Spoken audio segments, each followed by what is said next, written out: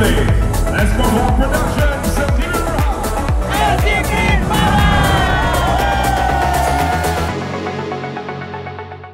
Oh, Opa dengar suara korang. Tapi Opa tak pakai cermin mata, tak nampaklah. Itu yang berkerut begitu. Oh. Ha, apa sal mengeluh? Cakaplah. Duit kutipan tak cukup nak beli gitar. Nak beli gitar? Nak buat apa? Korang bukannya pada main. Ish, kita orang boleh belajar dengan Abang Ish. Tapi gitar mahal. Entah bilalah nak cukup duit korang. Apalah, kita simpan sikit-sikit dari sekarang. Lama-lama cukuplah.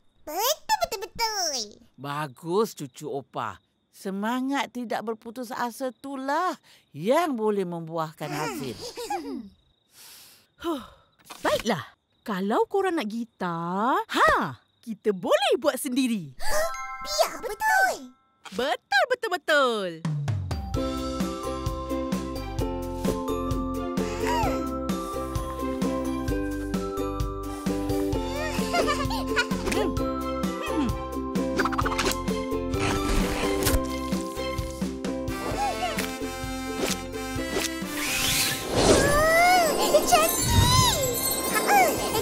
Cantik.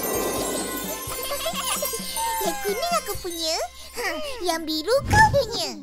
Cubalah main.